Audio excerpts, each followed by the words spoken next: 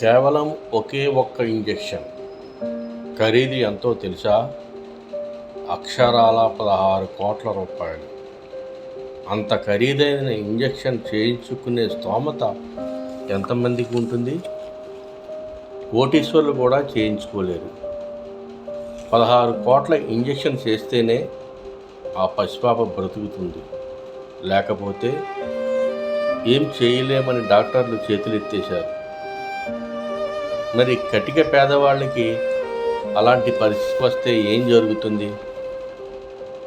Suspense thriller సినిమాకు మించిన ఈ చిన్నారి కథ గురించి తెలుసుకుంటే మీరు ఆశ్చర్యపోతారు. అసలు ఆ పాప కథ ఏమిటో తెలుసుకుందామా? అయితే ఈ వీడియో పూర్తిగా చూడండి.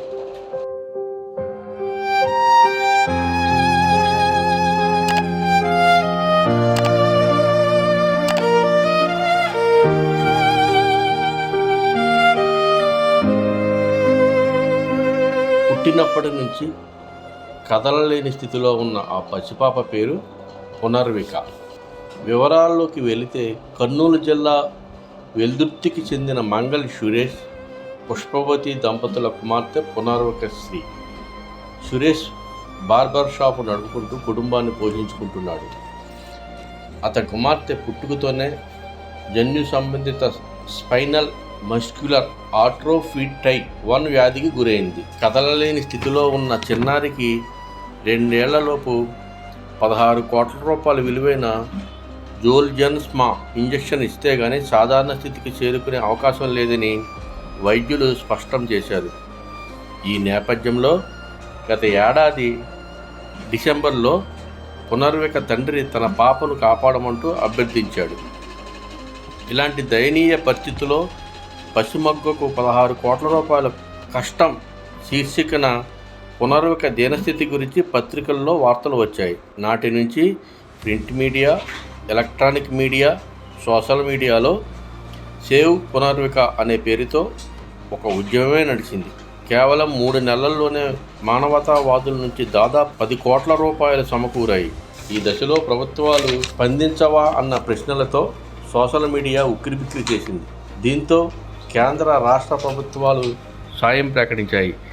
ఈ సాయంతో అరుదైన స్పైనల్ మస్క్యులర్ అట్రోఫీ వ్యాధితో బాధపడుతున్న చిన్నారి పునర్వికకు పునర్జన్మ లభించింది.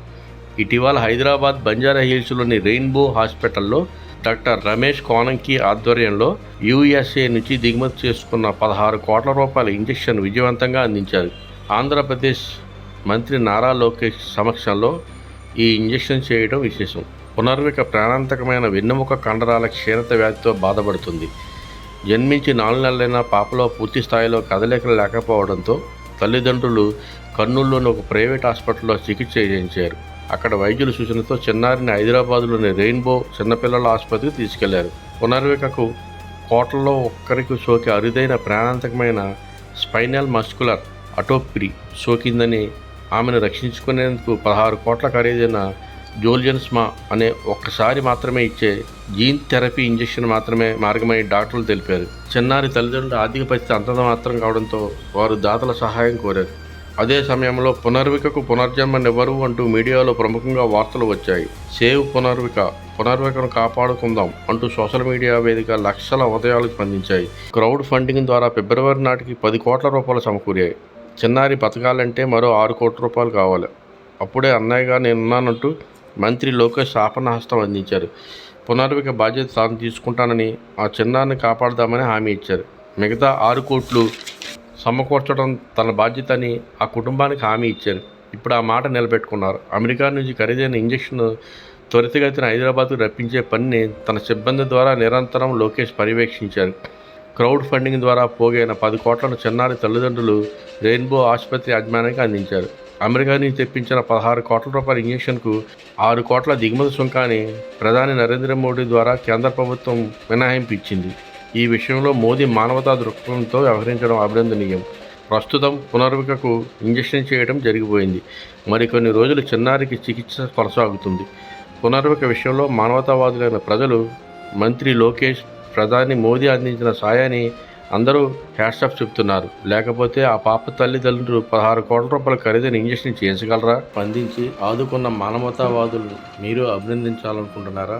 వెంటనే మీ కామెంట్ రూపంలో తెలియజేయండి. మీరు ఈ వీడియోని చూశారు కదా, మీ అభిప్రాయాన్ని తెలియజేసి ఒక లైక్ చేసి సబ్స్క్రిప్షన్ చేయండి.